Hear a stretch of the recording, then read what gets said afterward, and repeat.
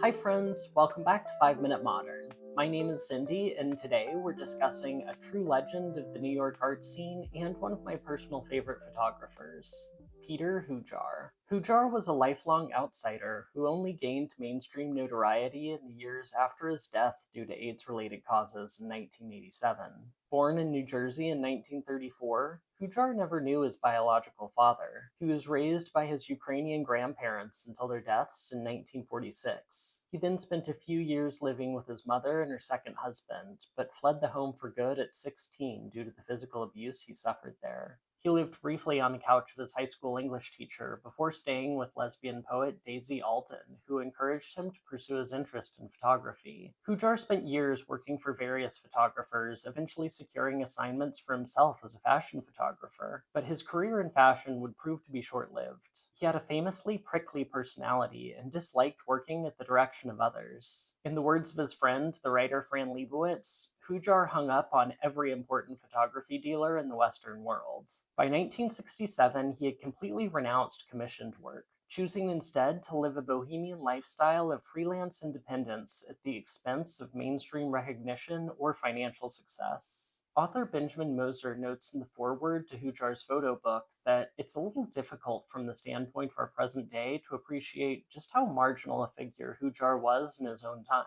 Hujar's open homosexuality, which would be unremarkable in our current age, was still enough to exclude him from much of polite society in the 1960s and 70s. And the East Village neighborhood where Hujar settled is now quite chic, commanding high rents and populated by well-heeled professionals. But in Hujar's day, the East Village was still years away from being gentrified. It was a bit rough around the edges, a faded working-class neighborhood where perennially broke artists lived and worked in scruffy lofts. Still, living in the margins fostered a sense of community among the queer artists of the East Village. They were friends, artistic collaborators, lovers, or sometimes all three at once. They supported each other's work, and the work they did was remarkable. The famed critic Susan Sontag, looking back on this era, would recall that she thought it was normal at the time that new masterpieces were created every month. Looking back at it from the standpoint of the present day, it sounds almost like a lost utopia. And that's part of what makes Portraits in Life and Death so poignant. Published in 1976, Portraits in Life and Death was the only photo book that Hujar made in his lifetime. The first portion of the book consists of Hujar's portraits of his fellow East Village creatives. Susan Sontag and Fran Lebowitz are both represented, as is William S. Burroughs. But most of the names were not widely known. Some, like Robert Wilson or John Waters, were peripheral figures when their photos were taken, but would later achieve widespread attention. Others, like H.M. Koutoukis, would never achieve success beyond the avant-garde theater or art worlds they inhabited.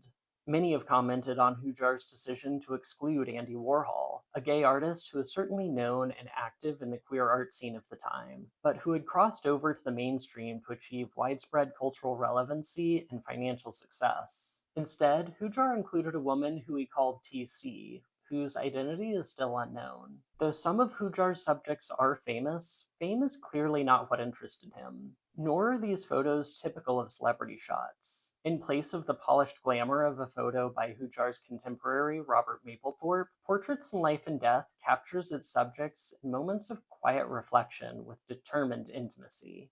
The melancholy of the portraits is heightened by the book's final section, where Hujar includes a series of photos he took in the catacombs of Palermo in 1963. Art critic Peter Schjeldahl found the juxtaposition distracting and unwise.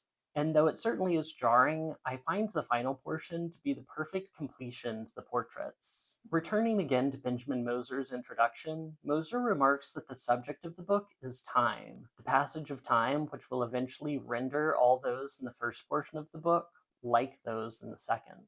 The creative utopia Hujar found in the East Village would indeed one day be lost. This artistic statement would be all the more poignant in the wake of the AIDS crisis, which followed just a few years after the book's release and took the lives of 5 of the book's subjects, including Hujar himself. Portraits in Life and Death remains a memento mori, a moment of tender connection frozen in time as everyone photographed in the book, and even those of us who read it, hurtle towards oblivion. Thanks so much for joining me on this one. I know this was a bit of a heavier topic, but I hope you enjoyed the video and I hope you learned something new. Please remember to like and subscribe, and I'll see you in the next one. Bye.